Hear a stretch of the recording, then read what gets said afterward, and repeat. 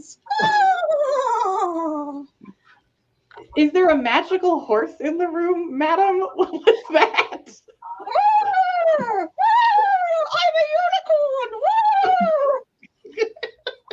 The most Okay. magical horse. I suppose we are in Unicorn Town. Welcome everyone to Friday Night Tea with Madam Sue and the Grand Arbiter. Hello everyone. It's been a long week, long, arduous. Some might say infectious. And we have, as our reward for enduring, a very special guest joining us tonight, C.L. Polk, author extraordinaire. Hello, welcome to the show, C.L. Hello, thank you for inviting me. Oh, such a pleasure to have you here. We are so chuffed that you have joined us.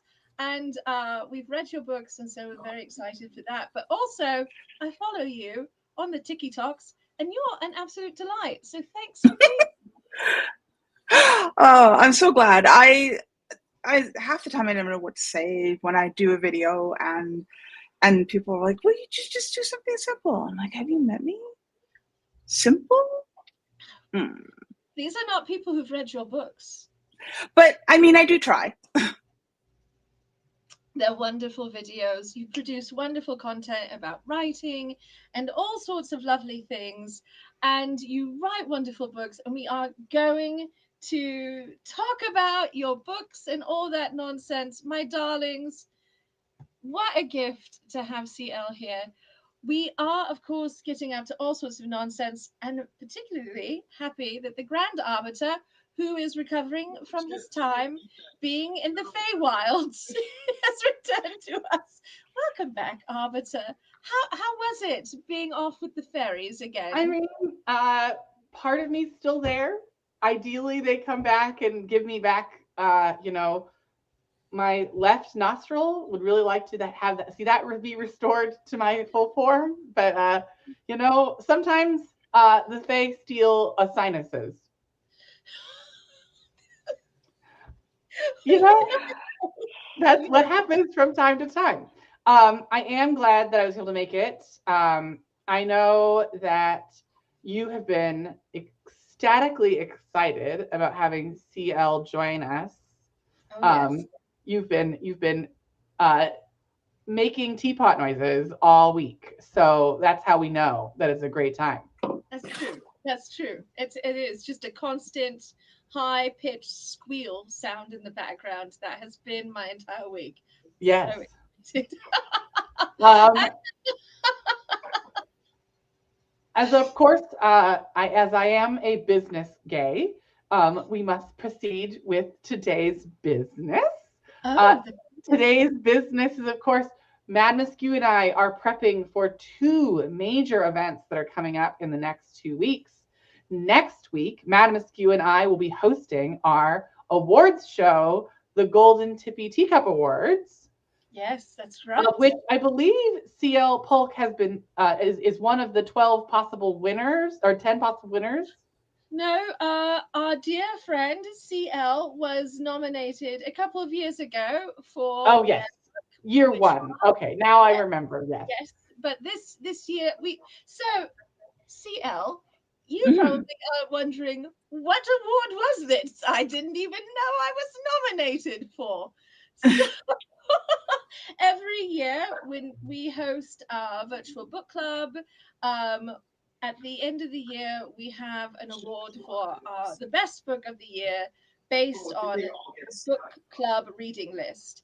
And so that's the only way to narrow it down for us, as we do a lot of older books, back catalog. We're not necessarily doing new release. We're not the Hugos. We're not that organized. And also, we have a very secret council of nefarious individuals who help us choose, and they cannot be trusted, and there's no transparency. But it's a very lovely time, and we're super happy to be giving away these awards. So we also give away an award for our favorite dandy of the year, the dandy who's out there helping to promote the sartorial arts through kindness and community, because it's not enough to just look dashing. You also have to make other people feel like they can be dashing too. So we have a host of awards. We do this once a year, and our award show is this coming next week. A week from today. Yeah, very excited. Oh. And everyone's invited to that. It's a wonderful time, and we encourage you to dress up, wear a tiara, wear a monocle, put on a top hat. Just go absolutely full bore. Have the audacity. And so I'm very. You don't need to wear steampunk attire. If you can show up in medieval garb, we will be delighted to have you. Every participant really is just. This is a celebration of what we think of community values, about what we value as performers, but also as event hosts and as people in the world. It's the kind of community that we've tried to build through our Discord and our other prevails, as it were. And so it's really important. You have till end of tonight to submit your nominations. It's till the end of tonight. Tomorrow morning, the Dark Council will have fully formed. They will no longer be the amorphous mass they currently are, and will have taken their more gelatinous state. Once they're there, we'll discuss what next steps. But make sure that you submit your forms by end of tonight, or you're just going to have to live with the life that you've chosen. I have given you many weeks.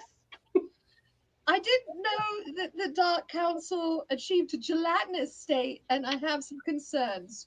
They're currently in a gaseous state. Gaseous, all right. They'll be liquid by tonight, and then tomorrow morning they'll be gelatinous, and then by like Thursday they'll have fully incorporated into physical forms before they explode into light and sound once more Friday morning. Are they related to Odo? I mean, maybe. I don't know. The Dark Council can't really be. We can't question it. It's really more of a.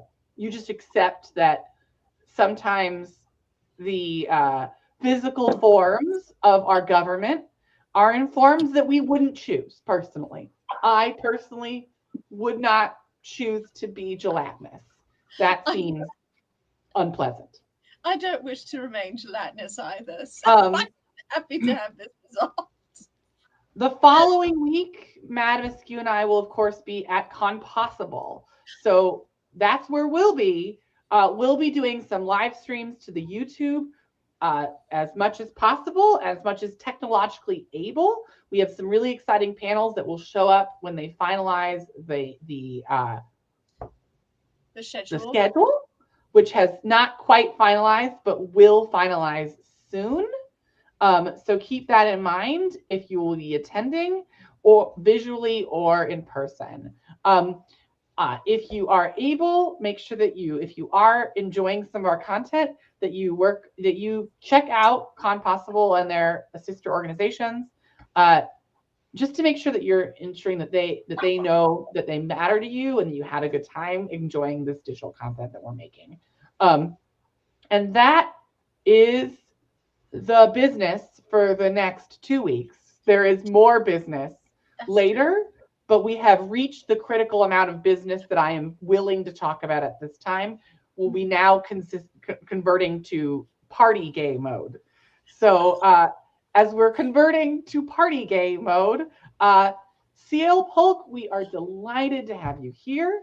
An esteemed author and creator of many a delightful tale. CL Polk is one of Madame Askew's favorite authors, and is sort of one of Madame Askew's like dream dates for a interview. So I know that this is something that she has been talking about a lot. So Madame Askew, please take it away. Oh, hello. Well, with that, So again, welcome. We're so happy to have you here. Apparently, we're in party gay mode, which is, I think, something that you can be comfortable with. All right. Yes, Scum Mistress, it is I. It is a surprise. It's a good surprise, not like Yes. property tax bill assessments. No, this That's is so oddly specific. That's I mean, really specific, but I feel like you're painting a story. I am ready to become a full-blown investigative journalist over the nonsense that I received in the mail last week. And it's so for those who do not follow along with CL's socials, I recommend getting on Blue Sky and giving CL a follow, and then you can keep up with all of the hot goss about how the riding is sending out inflated assessments and are just full of cheek, and we don't know why. I learned a lot about Canadian tax law from that post because I was curious and I had to go checking things out. I will just complain about whatever is happening in my field of view. Just so we're clear, we are complainers. We are built, forged complainers. Manuscu was a closet complainer, but then after long form exposure to me, her complaints now are much more verbal. I have unleashed the complaining. Well, it's sort of our right as part of the brunch set to like have complaints. That said, I mean, I personally think complaining is an art that what must be protected. And if you could put a really good complaint in the Louvre, I'd be about it. I feel like the French can absolutely appreciate a good complaint too.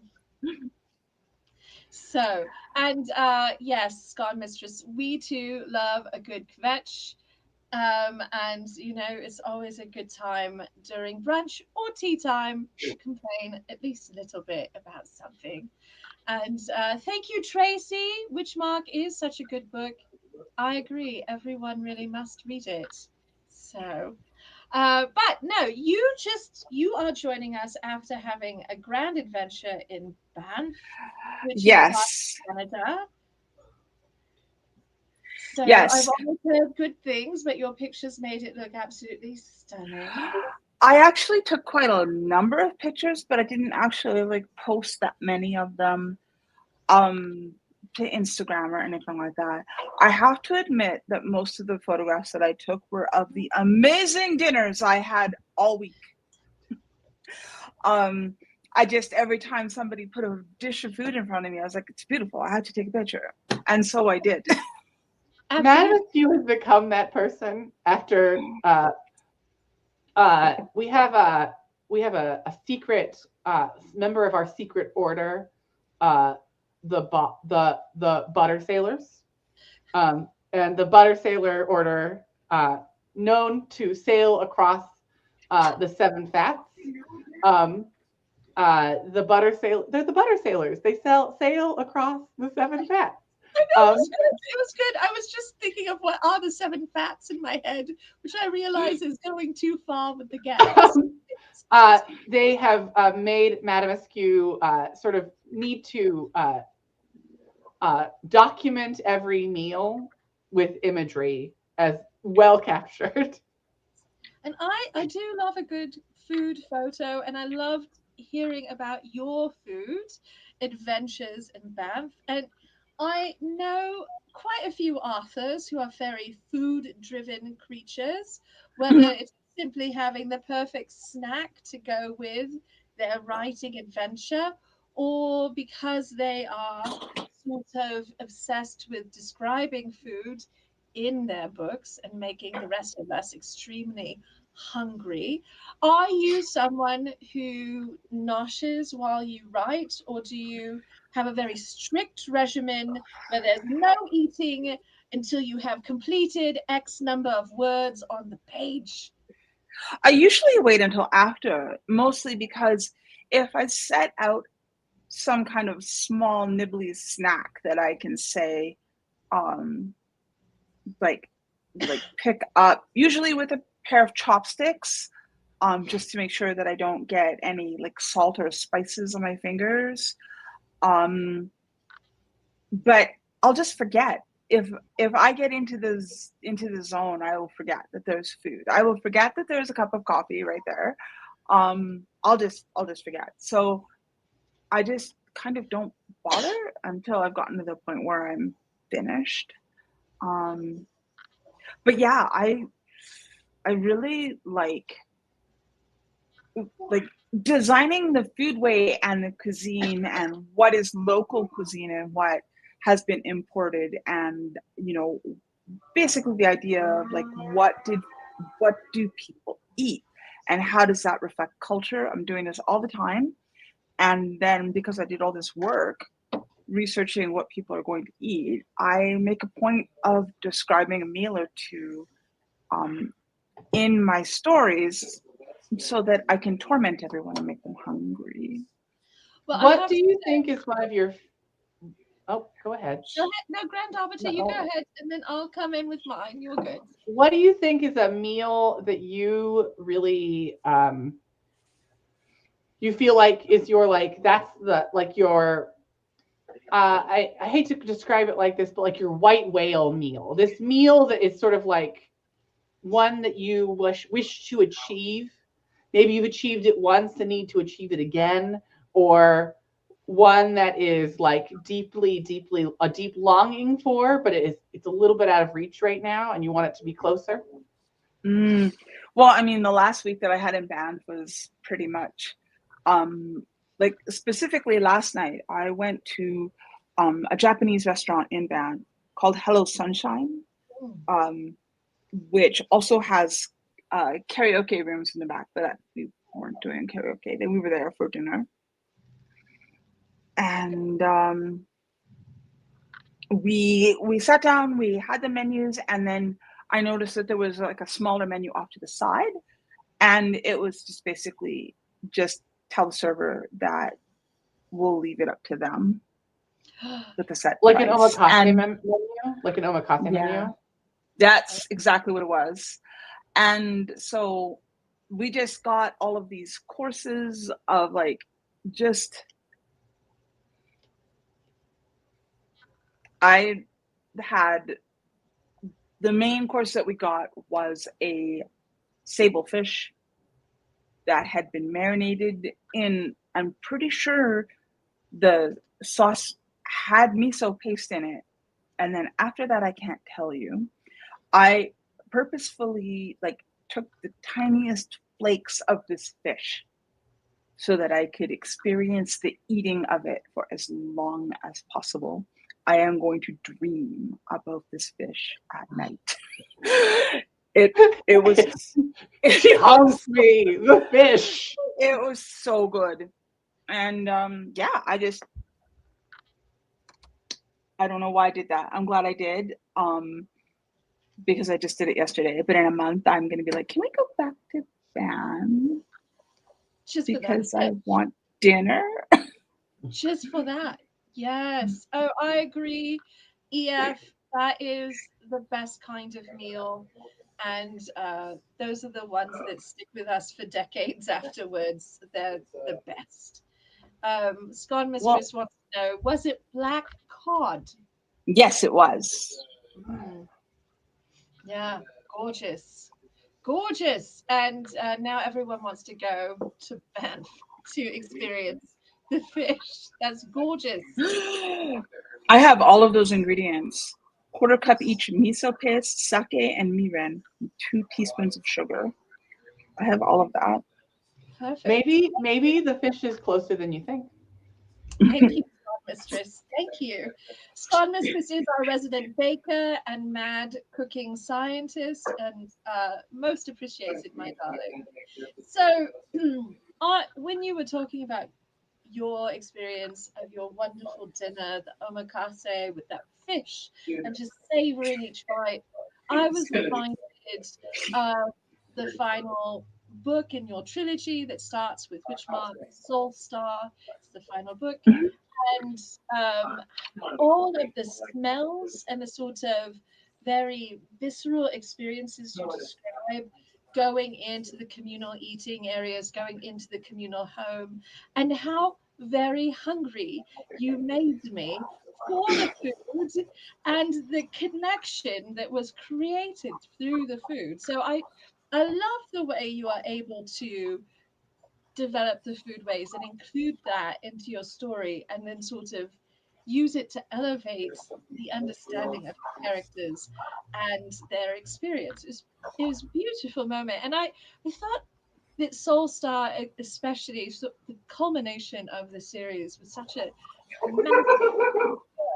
But the cultural development there, was that something that you were sort of plotting your way towards, or did it sort of emerge for you as you were creating the stories? Well, I knew some things. I knew some things when I was writing Witchmark because originally it was just supposed to be only the one book, and so I was thinking about how Miles and Robin had been friends for a while. So obviously, he'd come to visit her house and like eat in the clan house, and again, I was thinking about food as a reflection of culture and things like that. So I planned a lot of that stuff in advance about, what you find in Riverside as compared to what you find up on the hill. Um, and so a lot of that stuff had already gotten started with the first book. And then when I was writing the next book in the series and then realizing that I also needed a third book, I just kind of kept building on that. I think it was in the second book when I came up with the like the finished details about how every neighborhood has its own cultivar of apple tree, except for the one neighborhood in the east side of Kingston, where they have had basically made a point of running around and stealing branches off trees in every neighborhood in town. So they have all of these hybrid trees that have all of these branches grafted on, so you can get any kind of apple you want in that neighborhood because they went and committed apple larceny. I want more apple larceny in the world, honestly. And I know the Grand Officer is very keen on this because you love grafting. One of the most interesting pieces of art ever done is the fruit of every season tree, where they've grafted all of the different a bunch of different stone fruit trees together into one giant beautiful tree that blossoms at different times of the year because things flower and grow at the same time.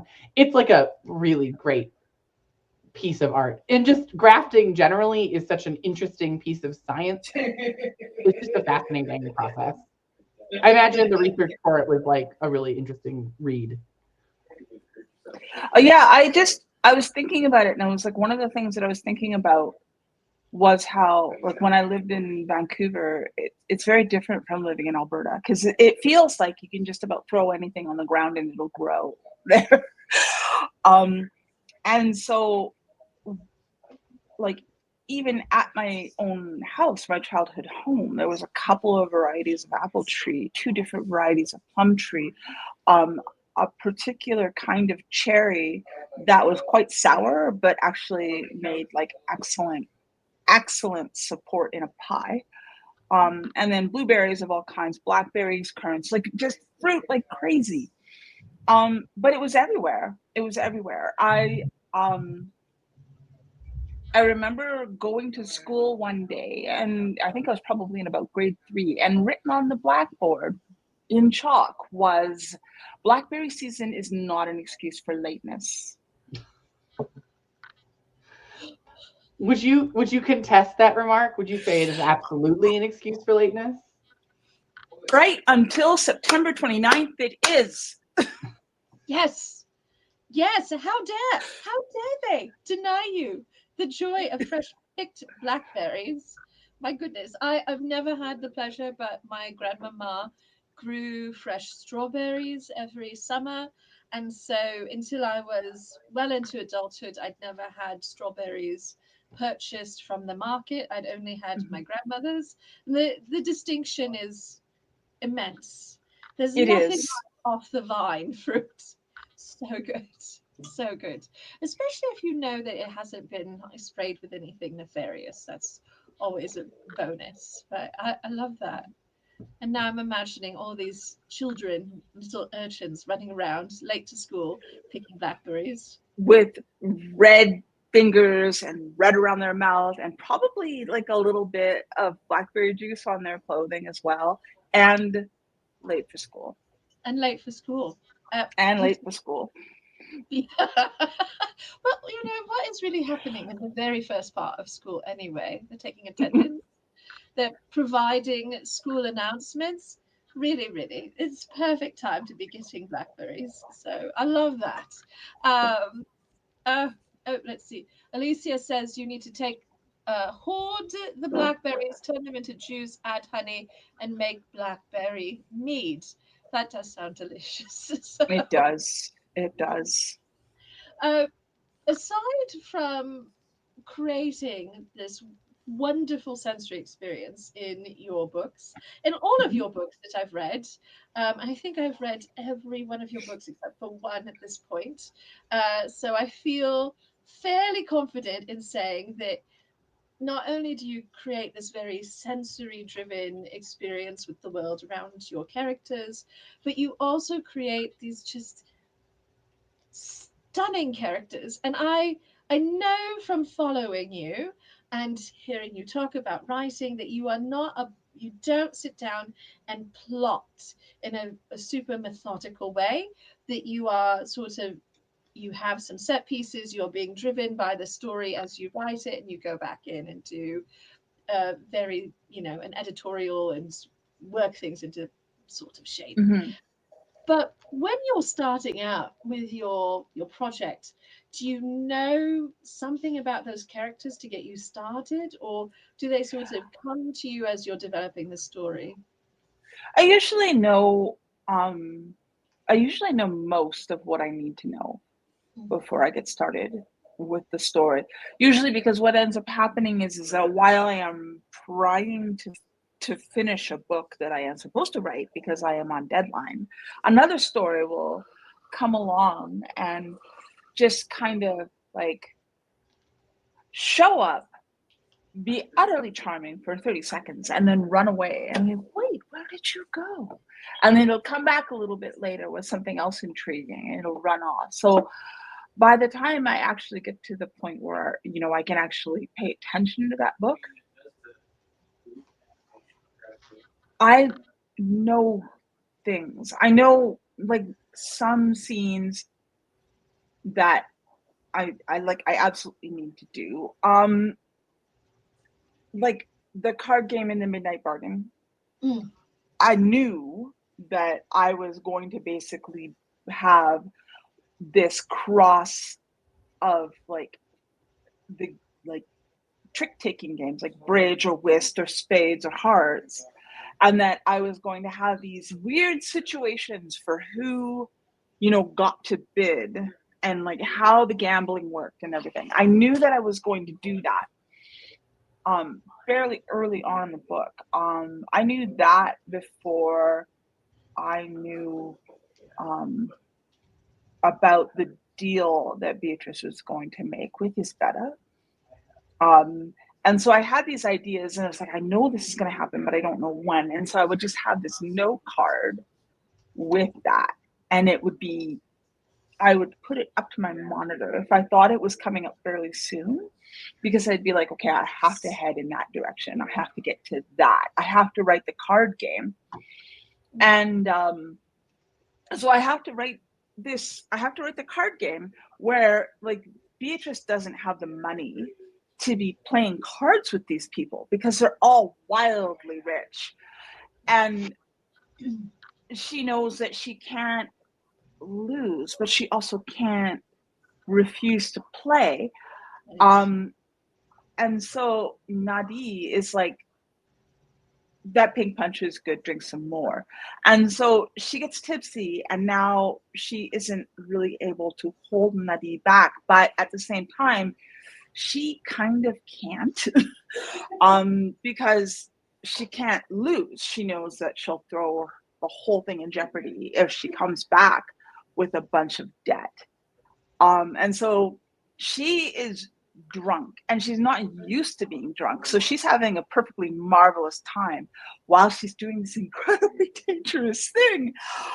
And it was just the whole comedy of it all. I just wanted to write it so badly. It's a wonderful scene. And Midnight Bargain is just an absolutely stunning piece of fiction. I highly recommend it to everyone. We have not read it for book club. That doesn't mean we won't, but it's such a little gem, and I love the way you have like riffed on the society around these characters and their magic, and that card playing scene really put me in a time and place that made me feel like, oh yes, if Jane Austen were like writing magic and like a bit more subversive, we would be here. She would like this book.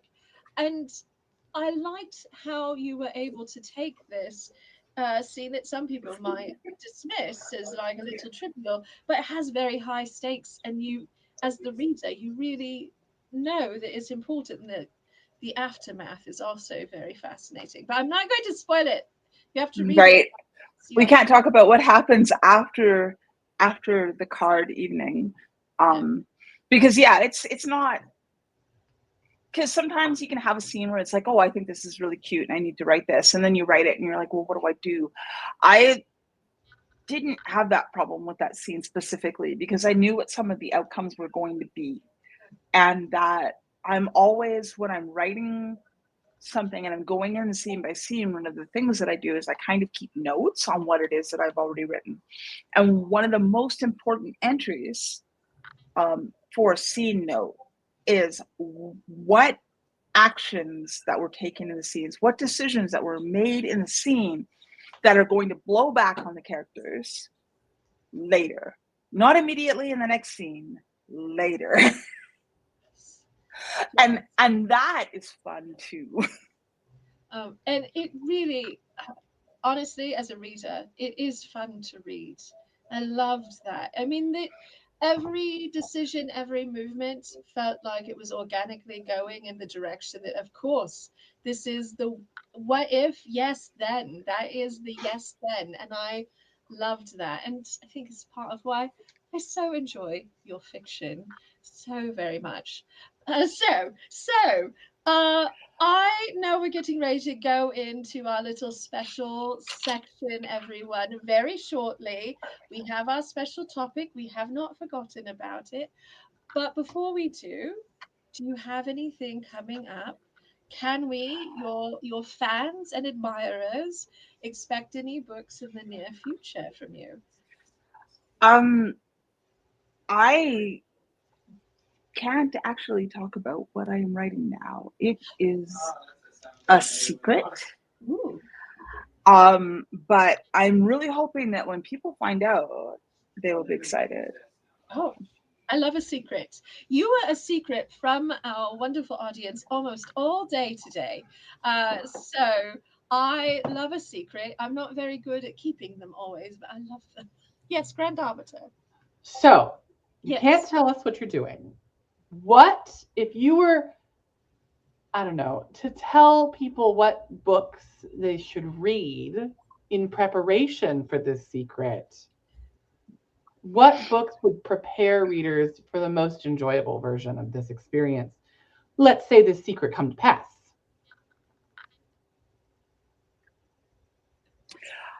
Oh gosh. What books should someone read in preparation for the secret book that I can't talk about? And it's got to be a good hint, but it can't be too obvious. So the very first thing that came to mind, whoop, out the window. You could just give us the first hint and say it's the second one. Okay. Oh, Arbiter, you're so cheeky. I think, okay, the second one is, all right, let's just say, no, I can't. It's too obvious. I'm just gonna stare at my books that are directly across the way from me and try to figure out which of these won't give the game away, but I kind of feel like they all will. Okay, if all of the books give a game away, then the answer is read all the books, I guess. Read all the books. Buy all the books. CL, which purveyors would you recommend that your buyers buy books from primarily in terms of your books? Like for my books, usually when you go to the website, one of the things that I do is I just link the book on the publisher page, which is Macmillan. But given my druthers, I'd rather you visit your favored brick and mortar independently owned bookstore and order from them, or you would put them as your bookstore of choice when you did an order on bookshop.org or Libro FM for the audiobook. And I'm really, really, really, really hoping that the rumor that I heard about bookshop.org getting ebooks is true. Please, yes, please, yes.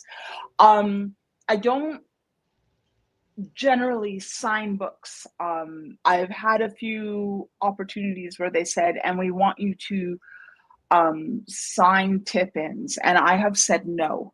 And the reason why I have said no is because I have osteoarthritis in both wrists, but in my writing hand, it is much more severe. And I am trying to preserve as much of the use of my hand as possible. So, a reasonable request of a weary world. The only time you're going to find anything even remotely resembling a pre-signed book for me was first edition hardcovers at the Midnight Bargain, included some signing cards. I did 250 of them, and that's it. If you find a book and I have signed it, I literally held it in my hands and signed it because someone asked me to. They're very rare. And the only way that you can get one without chasing me down at your local convention is to get in contact with Owl's Nest Books here in Calgary and get them to ship the book out to you by requesting that I sign it. That's the only way. I've had people do it from as far away as Germany. That's lovely. Oh, well, I now must ask, what conventions might we see you at where we can bring you berries and potentially really delicious fish and supplicate ourselves? So if it is at all possible for me to go, I always go to 4th Street Fantasy in Minneapolis, Minnesota. Oh, excellent. I always go. It's in June. This year it's June 13th to 15th. They just announced the dates. I think it was yesterday. They haven't opened registration yet. I am assuming that it will be closer to next week, around the end of January is when they'll open registration. There are a couple of warnings, however. 1, there's no dealer's room. 2, there's only one programming track in one room. Everybody you see at the convention will be in one room. 3, the hard cap of attendance is 200 people. Oh, it's very small. Wow. It's very small. But if you love fantasy and you love talking deeply about the meta, it's a great convention to go to. Oh, that sounds amazing. I've shared the link with everyone. It's in the comments. So if you are feeling inspired to go to Minnesota, this is a great excuse to do so, I think. We have our own small local convention here in Tucson, where I live, that I usually attend. It is not quite that petite, but is almost that petite. And I love that experience of being able to actually talk to the authors and to actually sit down with chums and talk deeply about fandom and books and the things we love that bring us together. I think that is the true magic of going to a convention. So that sounds amazing. What a lovely time. Uh, was not on my schedule of questions to ask you, but since you go to that, do you know Catherine Lundoff? Catherine Lundoff? We've met several times at the convention. Yeah. Yes. What are those like? How small is this world? It's small sometimes. It's small. It's small. Yeah. The other thing, because I know that 4th Street is quite a small convention, and because the tickets sell out very quickly, I'm also going to let everybody know that I have a full attending membership to Worldcon this year in Seattle. Oh. And I booked a hotel. So do we. And it's shocker. It's close enough that we could drive if we wanted to, but we'll probably fly because it's just easier. We'll physically be there as I live here, and then and then we have already submitted a large number of panels. Hooray! I don't even think I've looked at the volunteer sheet for panels. I probably should do that. But it's going to be a great Worldcon for me because I didn't write anything last year. I'm not on the award ballot. I get to rest. It's going to be so great. That's lovely. So you can just come and have fun and possibly present panels and meet up with chums, and perhaps we can, inveigle you to have tea. So as we're going to be there. And we'll have a little queer. We will talk after this about secrets. There's secrets. There is secrets. Yes, the secrets that cannot be spoken aloud, for the Shadow Council would be disappointed. Of course, and they are quite messy, and I wish them not to stain my clothes in their gelatinous forms. Absolutely. No, that would be terrible. But because you said secret like that, I now have a song in my head because I have a jukebox, a Wurlitzer jukebox in my brain with every song I've ever heard. And so now Mr. Roboto by Styx is currently playing on the brain jukebox. Because secret, I've got a secret. I am sorry. That's delightful. I know it's on YouTube if you want to listen to it afterwards, and you don't you're like, Styx? Who's Styx? I'm still old, unfortunately. At this juncture, I'm old. I'm aware of Styx. Okay, old grandfather. You're still a baby, but yes. So, my darlings, we have our secret topic. Speaking of secrets, and this week's secret topic, as voted on by our esteemed and illustrious Patreon community, is mythological mayhem. Favorite Fae characters for fantastical flirtations. I'm not going to lie, I was absolutely thinking about Witchmark when I came up with this as a prompt. And as the Grand Arbiter has been, indisposed all week, I was left to my own devices without chaperonage. So now we're trapped with my mad ideas. And now we're here. But now we're here. And now we're here. Now everyone is thinking about the Styx album. So thank you. Thank you for that. So in Witchmark, obviously, there's a little Fae element going on, but I know you are a well-read person, and the Fae are not always kind, gentle, loving beings. They can be cheeky, they can be nefarious. Often are not. Honestly, often not the best. Often not the best. Less than ideal partners, the lot of them. But sometimes they're the best. Yeah, I mean, here's my question. I think my question for this bit is, I think that we should establish what we think the ideal fairy date person is and how likely that particular form of Fae takes place. So, first of all, stunningly beautiful. That's likely, But there's a whole subset of fae that are horrific. I was gonna say blessed with faces for radio, or I was gonna say have lovely personalities, maybe. Maybe red caps. Maybe. Let's say asymmetric art portraiture, maybe. So great euphemism. I suppose if you get a hot fae, it's like that's the goal, right? Like the goal is a hot one, not one that's like you could date a dwarf or a gnome or a I mean, yes, we know who you date. I also think you date like I think a goblin would be a hard sell for me personally. Like it's the vibe is a little off. A little I think like, and again there's also a scale problem. What if the fae is really small? Like a little pixie? Yeah.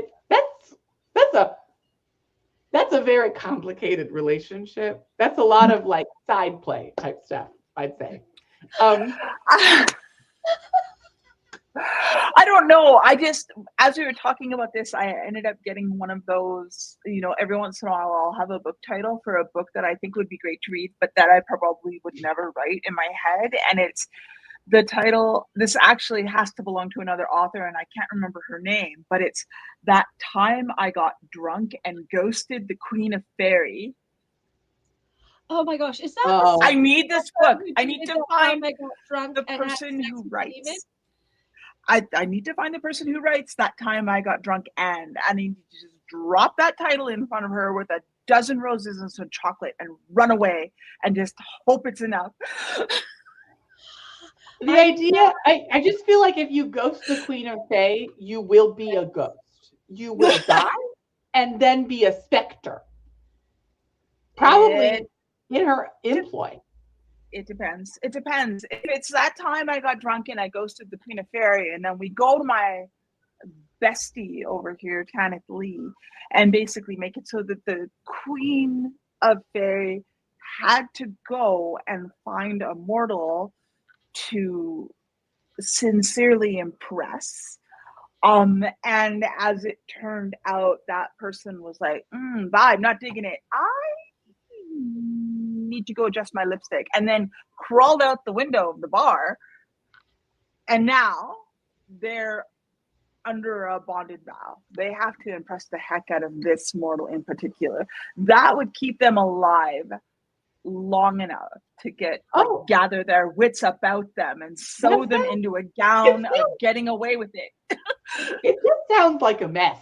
It sounds like this is the thing about the fae that frustrate me. If we're going to be honest, if we're talking in an open forum where the Grand Arbiter lets loose his concerns about dating fae creatures, there's a lot of contracts for even casual encounters.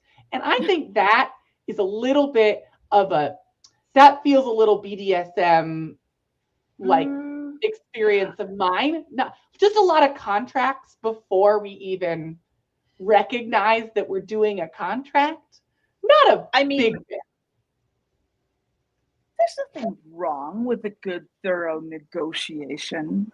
Sure, if you're like aware of the gravity of it. But my understanding is that fairies are not particularly good at informing people of the gravity of the contracts that they're engaged in. They're not what I would call like coming to the table with like good intentions. Okay, it's not like they lie. Good faith. It's just that they have a certain expectation of your knowledge beforehand. They assume that you knew, darling. I mean, I just feel like we should not assume intelligence of me at any given moment. We can assume a certain level of maybe suaveness or darlingness or desire to be entertaining. These are all things that we can expect. Extreme legal knowledge at the drop of a hat, less easy, It's more just complicated. precision of language, really. We have to be completely clear about what it is that we are discussing. I think I'm on Team Fairy Girlfriend here. I mean, that's fine.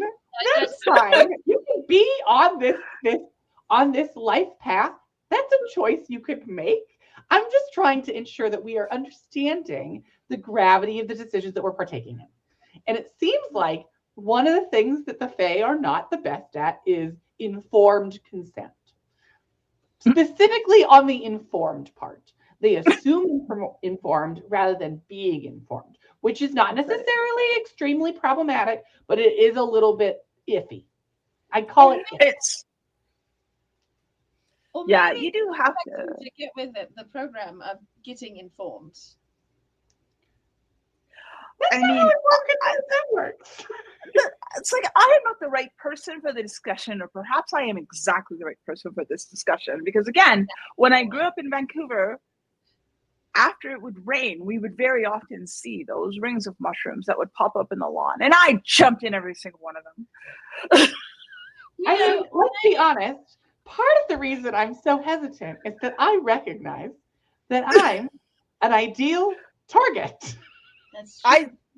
Wisdom is my dump stat. I'm jumping in the mushroom ring. Yeah, no, for me it's that like I would say that my biggest vice, the weakness upon weaknesses that I manifest on the regular is sloth. And that is not a good vice when in sloth, it's really just like sloth, lust, gluttony is the like top three. The trifecta. And like all of these big problems for hey, easy to convince to eat food put in front of me. I feel morally obligated to eat food that's put in front of me, regardless of how gross or how delectable it looks. Easily tricked. No, I always feel obligated as well, even if I don't like it, to at least take a bite. And you cannot leave me alone with Turkish delight. No. No. She would have thrown the way in which that I would be a stone statue on a courtyard waiting for a Jesus lion to save my ass because Madame Askew has sold me out for locum on the regular. The time I would like I it would happen so fast. I'd be like, you know what? I only have myself to blame.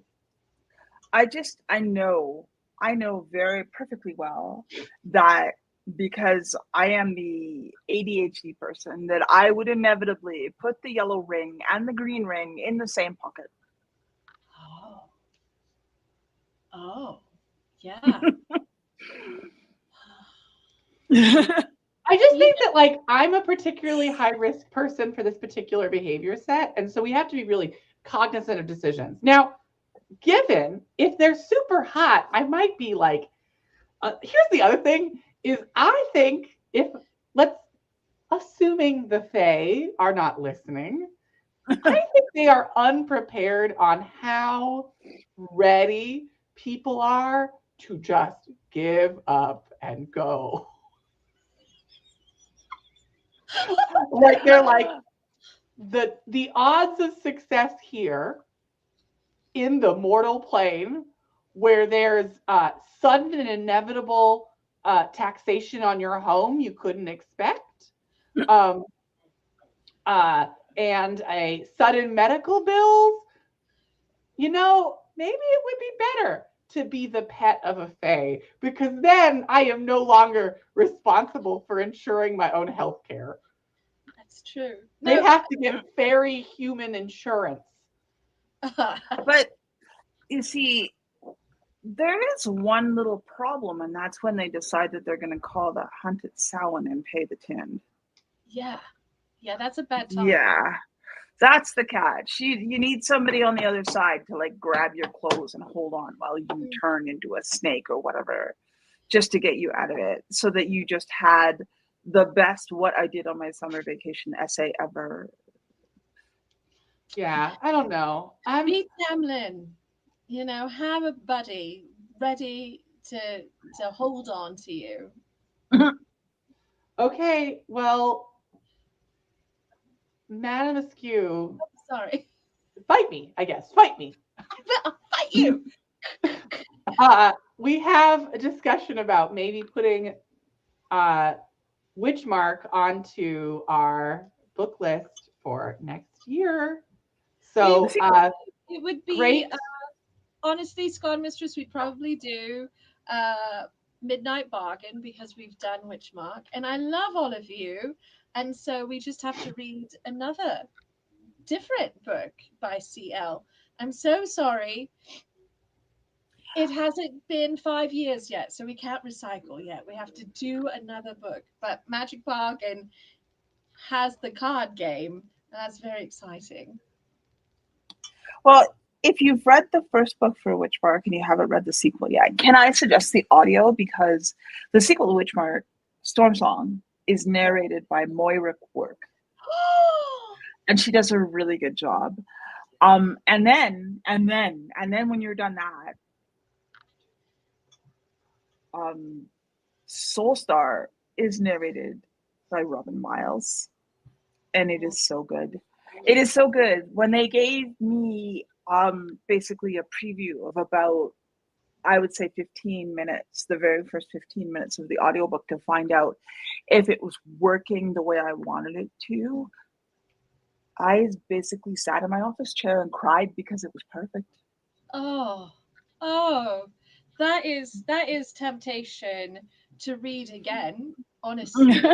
So, or to listen again. I do like this experience of reading a book and then listening to it later, because I actually find I experience different aspects of the book that way, and I pick up different details, and I just gain a different perspective. I really love that. And I love these readers that you have mentioned. So this is good temptation for us to pick up books 2 and 3, everyone. So put that, if we don't do it for book club, you should be reading them anyway. But if you ask me and the buttery goodness, Bill Barton, very nicely, I'm certain we can be convinced. We're fairly easily convinced.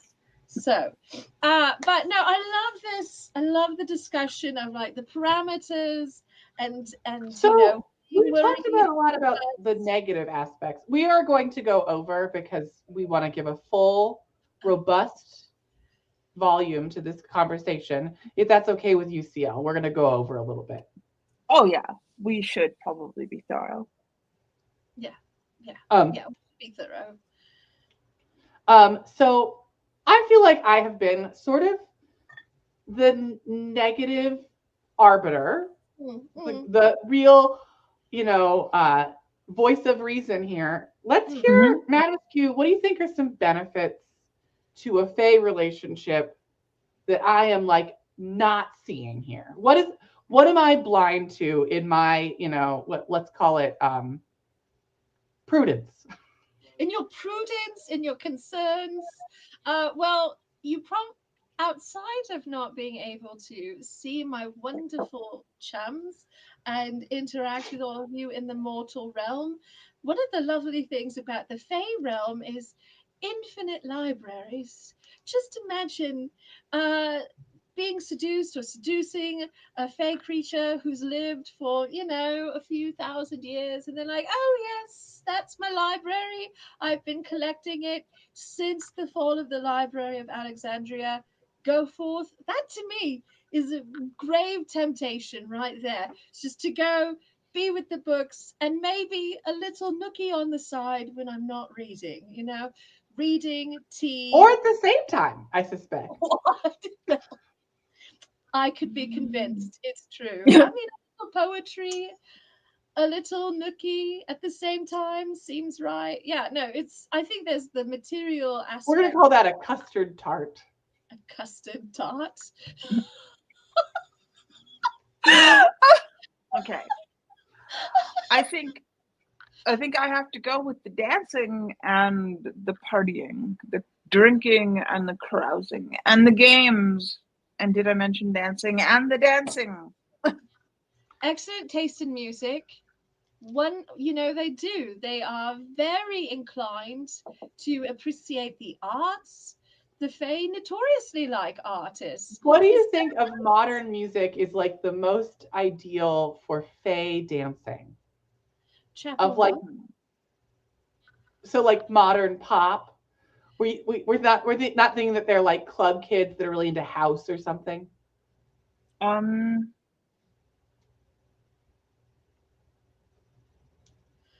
feel like Okay, the very first thing that popped into my head was electro swing. I mean, that seems the vibe, to be honest. Swing is like a little like it's the energy of swing with the effervescence of electro. Seems like that captures something pretty magical. when you're taking like courtly dance from the fantasy timey-wimey past, and Mhm. you're transforming it into this like more modern clubby kind of experience. I think electro swing is a very solid choice for the Fae. I think they could get down with that. Anything with partners and a little formality and a lot of fun. That seems very Fae to me. And they Mhm. love to dance. Fae folk grocery store. I love that. That's wonderful. Um, we've got electric bass as another option, very akin to electro swing, at least in the same neighborhood of music. I, of course, consider Chapel Roan to probably be a Fae being, so that seemed right to me that she's already making Fae music. So, that's could also be sharing my personal obsession this past year. I want to go to the Pink Pony Club and have a very Fae magical evening, essentially. But so we've got books, we've got music, we've got this sort of hedonistic revelry, and I feel like I am printed very early on Tim Curry in Legend, and so it's a little edgy, but also the Fae do pay attention to sensual delight. And that's really nice when you're flirting with somebody. Like, they're going to hone in on the ways that make you feel very special. And They are what we would call a pleasure dom, for sure. right as I took that drink of tea. Well, you haven't seen me all week, so I have to like really hone in. That's true. Um, Thank you. Thank you. by the way, if you have a favorite song that you think is great Fae music, share a link to the music video or other component on our Discord, where you can connect with other community members and share all of your favorite Fae music, or what you think should be Fae music on our uh, Discord, so that we can all experience these great songs, or whatever music has really mind controlled poor Seal Polk in their great horror as a song is forcibly forced into their skull. Oh, so I have one last sort of like question and the like how to flirt and all of that with the Fae.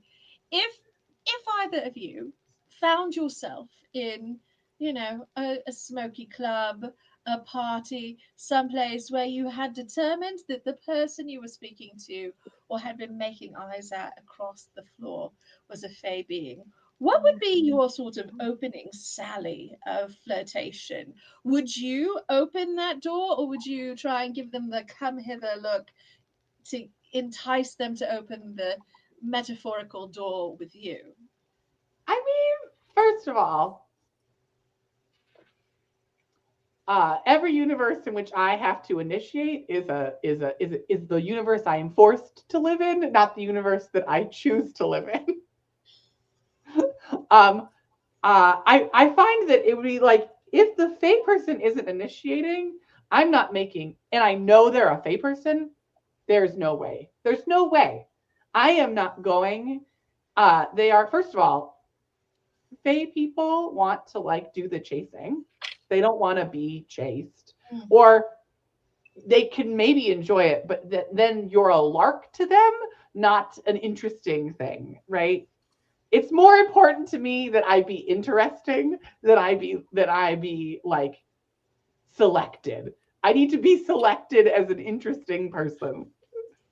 This is basically the setup to that time I got drunk and ghosted the Queen of Fairy, honestly.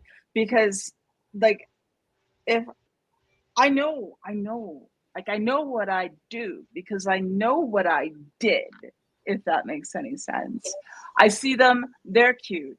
I keep dancing, but I dance as if they cannot take their eyes off me.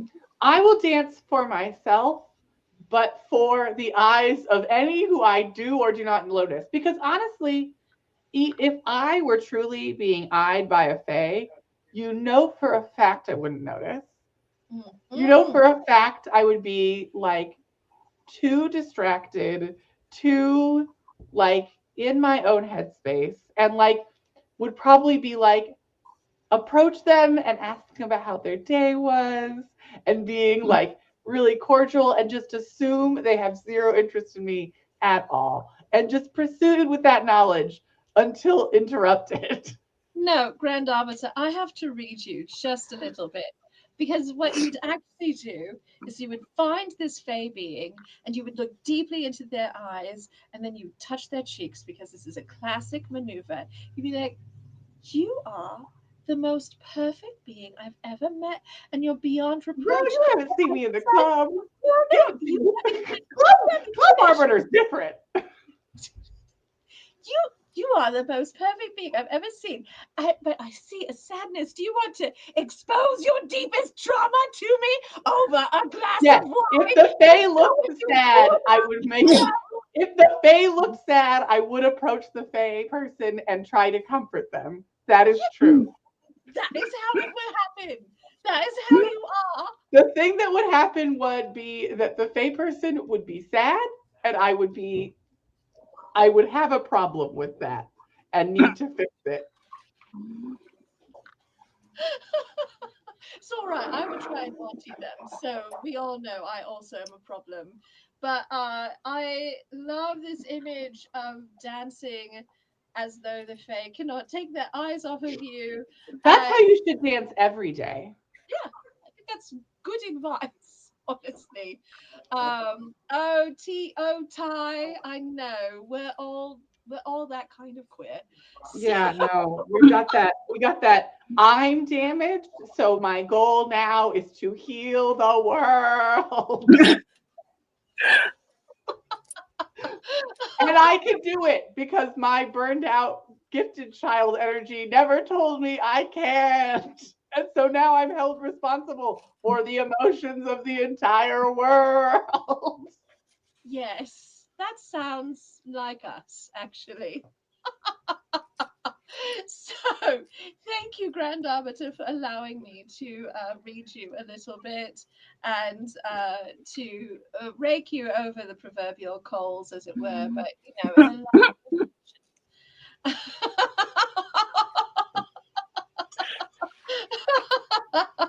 yes, the wounded healer archetype, absolutely. So, my darlings, as I spill tea on myself very elegantly, that's absolutely my opening. You know what? Madam Askew, let me hold you by the cheeks and let you know that spilling tea is something that happens to everybody. And everyone is strong, and you're a strong person. And it's okay because tea stains, like all stains, evaporate with the wind.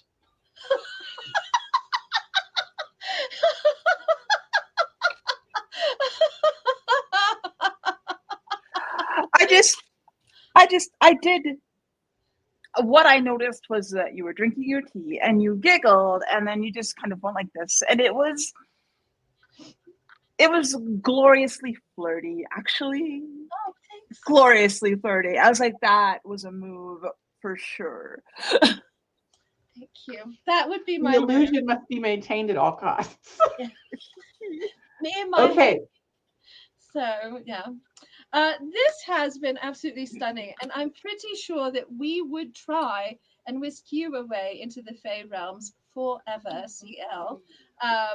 We must have you back, and in fact, I know you and I are actually talking about when you can come back for a sip the tea, for a longer interview to talk more about your artistic experience and maybe more about the Fae and all sorts of nonsense, because we never know where we're going to go during brunch.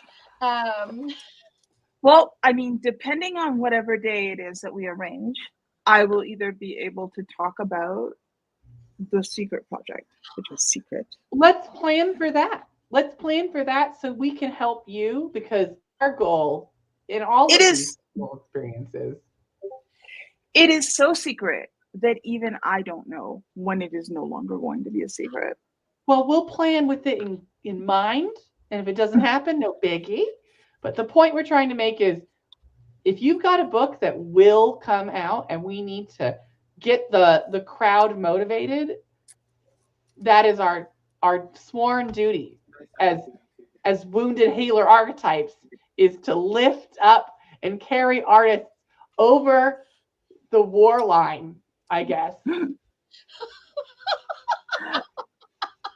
I will, believe me, when I can tell people, I will tell people. I'm gonna tell people, it's gonna be so exciting. I'm gonna share that all over the socials. We're all going to lose our minds. I'm losing my mind. Your last book, even though we knew that's right. No, wait, yes, that was the last one. Even though I knew the end. Yes. Yeah, that was the most recent one. Absolutely stunning. I don't know if you did actually make a bargain with the Fae, and you just have to be very coy about it. But you have written some of the most stunning fantasy novels that I've read in the last decade, and they are so lovely. It's been a joy to host one of your books for our book club, but also just to read them and hand sell them to people in bookstores and like faff on about how fabulous they are. So I'm very excited about the super secret project you can't tell us about currently.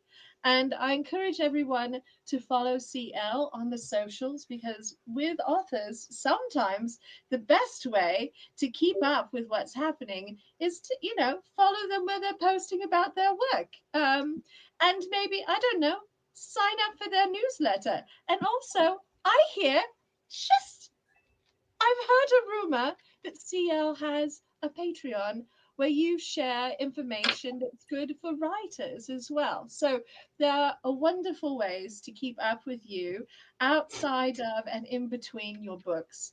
And what is this? Excuse me. What is this on your website that says LeVar, Burton Reed, St. Valentine, St. Abigail, St. Bridget? Well, what a good question, Scott Mistress. Let's find out. There is an episode of LeVar Burton Reads, I think it was April of 2021, where LeVar Burton read St. Valentine, St. Abigail, St. Bridget. And if we have enough time for the littlest story I can possibly tell. When I found out that he wanted to read the story, I just about lost my mind on the spot. I'm really glad that my agent hadn't called me on the phone, because I probably would have destroyed her eardrums. I started screaming.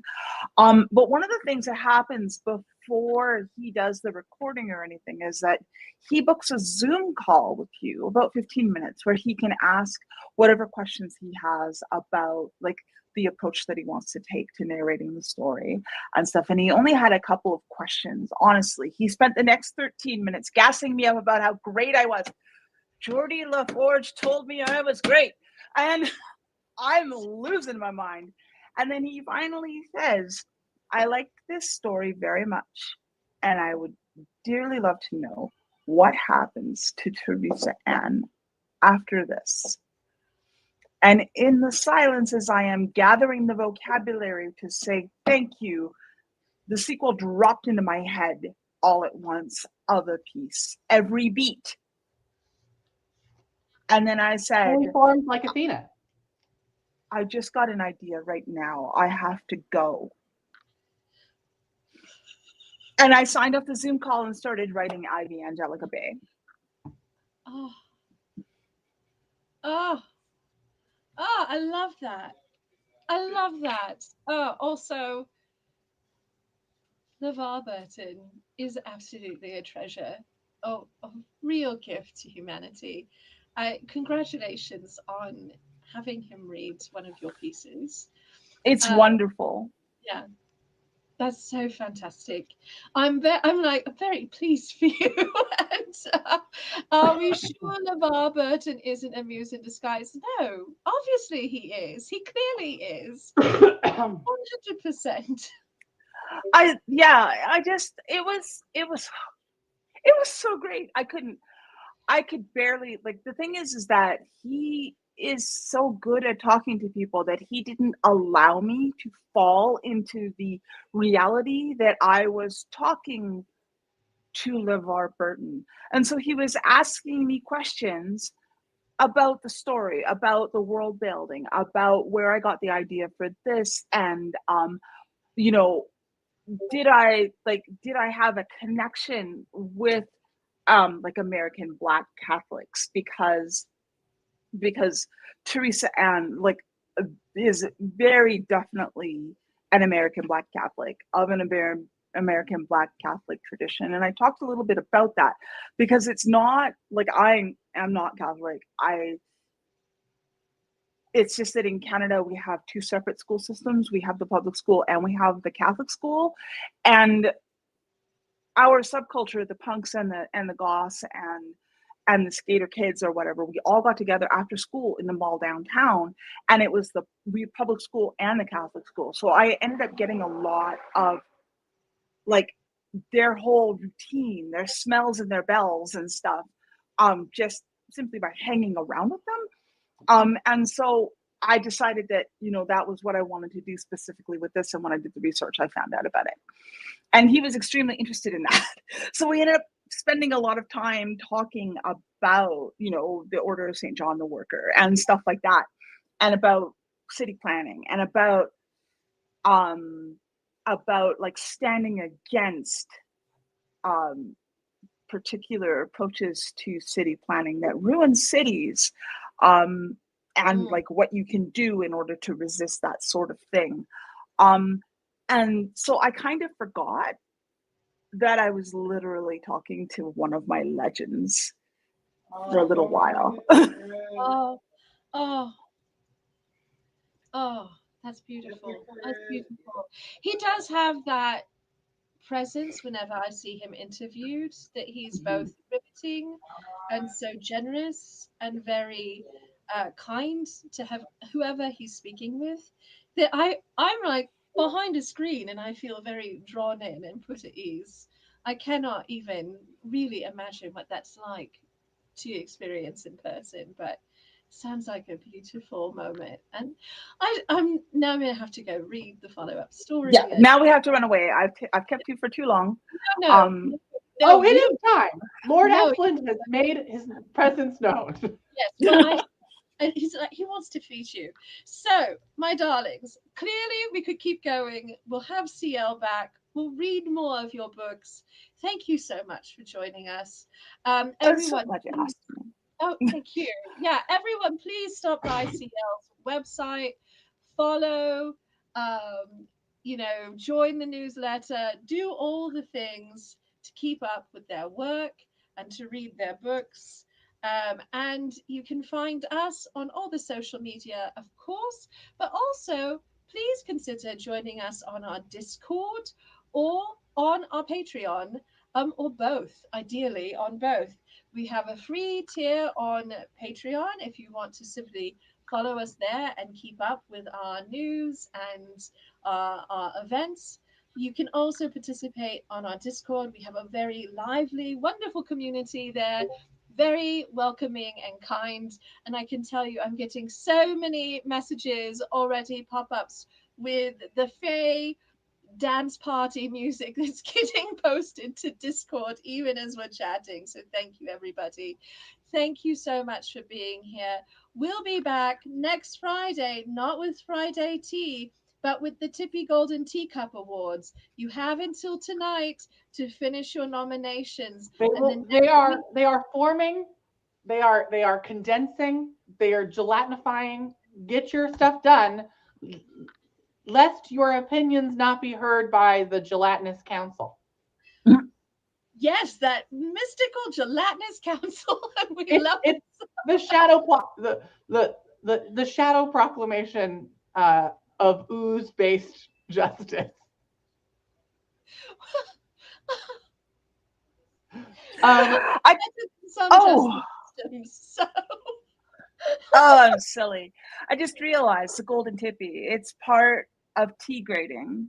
Yes. Yes. Fine golden tippy. Yes. Orange Pekoe. Oh yes. God. Yes, thank you. Thank you very much for getting that.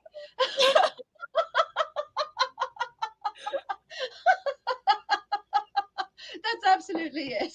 And also, I'm supposed to be letting you go, but it's also because 3 queer chums got together and we said, oh, the Golden Globes, the Academy Awards, we could do that and make it nicer with a budget of $0. And so that's what we do. So, my darlings, as we are going out and I'm sending you into the world tonight, please remember to treasure yourselves as we treasure you. There are lots of cooties and germs and things out there, so please wash your hands. I can't imagine how bad this would have been if I had not yet been flu shotted, because almost certainly was some kind of thing. So get your vaccinations, my darlings. Get your vaccinations, wear a mask, take really good care of yourselves, drink the good tea, put on that tiara to go to the bookstore or to flirt with the fae at the dance club. In other words, seize the moment, because you are irreplaceable treasures. If you do not take care of yourselves, then I must haunt you like an enraged cat, and you will never have a safe cup of tea again, because I'll knock them all off your tables forever. So we'll see you next week for the award show. CL, thank you so much for being here with us tonight. Grand Arbiter, would you like to take us out? Of course. Remember, it's not goodbye. It's see you later. Cheers. Good night, everyone.